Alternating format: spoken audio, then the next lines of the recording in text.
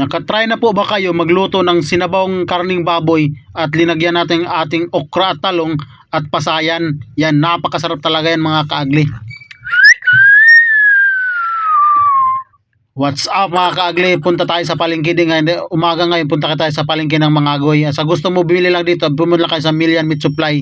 At sa gusto niyo yung napakasarap talaga nito mga karne ng baboy, karning baboy dito sa Million Meat Supply.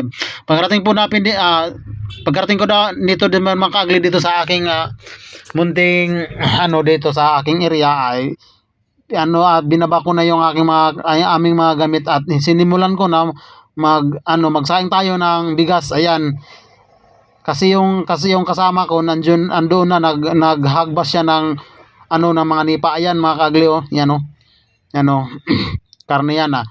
Pagkatapos noon luto na yung ating sinaing. Ayan, at hinabwa na natin yun at sunod na naman natin yung ating sinabang baboy dito yan at lagyan natin yan ng simple lang, lagyan natin yan ng lamas.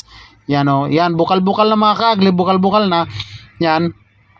Pagkatapos nilagyan natin ng hipon or pasayan yung ating sinabawang baboy. Yan, sarap yan mga kaagli. Yan lagyan natin yan mga kaagli. Ubusin natin yan mga kaagli, ubusin yan mga kaagli, sarap yan. Yan sarap yan. Yan mga kaagli, luto na at sama na natin yung ating mga gulay dyan. Ayan sama na natin yan. Masarap talaga yan yan, sarap talaga mga kaagli Ayan, kumukulo na talaga mga kaagli Yan kumukulo na. At pagkatapos dun at mag-ihaw tayo ng isda tawag dito sa amin na isda na pad. Yan isda na pad. Ati lang yan ihaw mga kaagli. Dito pa yung tawag sa amin na pawpaw na isda mga kaagli. At itong mamong umuong mga kaagli. Yan. Sasamahan natin yan ng sinugbang yan. Mga kaagli, naluluto na yung yung sugba natin or inihaw. Yan, hahaunin na natin yan. Yan dahil nagugusla na yung kasama ko. Ayan na talaga mga kaagli. Yan, ito ang kanin namin na medyo may pagkadukot-dukot. Ito na parang nahubas yung sabaw natin mga kaagli. Nahubas pero okay lang yan. Kasi meron naman natira konti. Kain tayo mga kaagli, kain. Yan ang pinakadabis mga kaagli.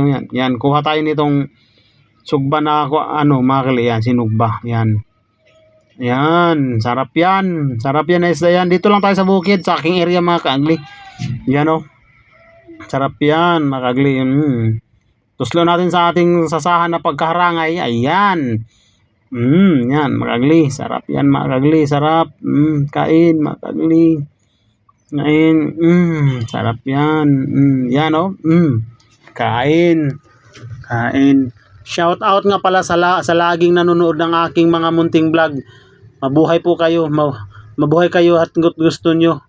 Life is beautiful. Yan ito mga kinuha natin yung utok ng baboy mga kaagli. Yan, napakasarap yan mga kaagli. Ito pa yung hipon mga kaagli. Tusilo natin sa ating sa usawan mga kaagli. Yan, siyempre hindi pa huli. Sasamahan natin ng sinugba. Yan inihaw natin na isda mga kaagli. Sasamahan natin yan. Ituslo din natin sa ating sausawan na pagkaharangay mga kaagli. Yan, simple lang mga kaagli. Yan mga kaagli. Tatabunan natin yan ng kanon mga kaagli or kanin at saka kumutin natin mga kaagli, kumutin. Yan, napakasarap yan. Kain. Yan, kain. Napakasarap nito. Yan. Ito yung kasama ko mga kaagli pala. Yan Yan ang kasama ko, kumakain siya. Akin yan imbita dito na maghagbas maglinis kami dito sa aking mga niyog mga kaagli. Pinaputol ko pa talaga yung mga sani dito mga kaagli para yung ating mga niyog bumubunga. Yan mga kaagli, yung kasama ko yan yung kasama ko mga nagpahuway pa siya.